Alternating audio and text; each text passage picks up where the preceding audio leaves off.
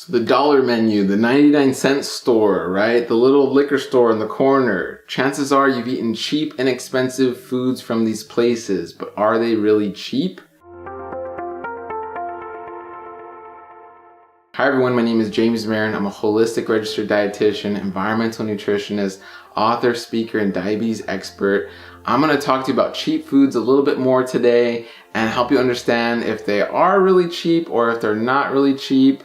I think you already know the answer, but I'm going to explain why, okay? So there are reasons why that food is not cheap, okay? It may seem cheap in the short term, right? You're spending $1, maybe $2, and kind of filling your stomach with some junky food, right? But these are foods that are full of refined carbohydrates with lots of fats you shouldn't be eating, and they carry no nutritional value, meaning they don't give you vitamins and minerals, they don't give you antioxidants or, a lot of antioxidant complexes that you need. Fiber is not there, okay? So in the long run, you're gonna be paying more because if you're not getting the nutrition you need from foods that you eat on a daily basis, you're more likely to develop diabetes, cardiovascular disease, to get these complications with your kidney, to get blood infections, to be in the hospital more, to get surgeries, you name it, okay? You're more likely to spend upwards of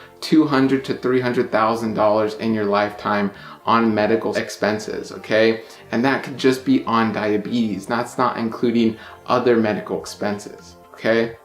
So on top of that, these junk foods that you find at fast food restaurants or at liquor stores, they're actually subsidized with our tax dollars through something called the Farm Bill. So these are what's called artificially cheap prices, okay? So the $1 you're spending or the $2 you're spending are actually subsidized with the taxes you pay through your job or every year to the federal government, okay? These are then given to farmers to grow more sugar crops, to grow more crops for animals, to use their, saturated fat and food products, okay? I bet you didn't know that. A lot of people don't know that. So your own money is actually going to make that food that makes you unhealthy seem cheaper, okay?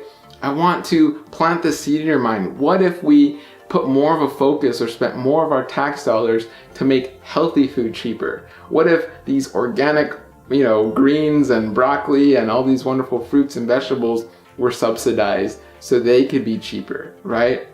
Then the dollar menu would look a lot healthier, okay? So unfortunately, in our country and in most countries, we subsidize the unhealthy foods, and so that's why they seem cheaper. So again, we pay our own tax money to make the foods seem cheaper. On top of that, these foods lack nutrition and will make you spend more money in the long run on medications, doctor's visits, surgeries, etc., etc., etc., right? You name it, okay?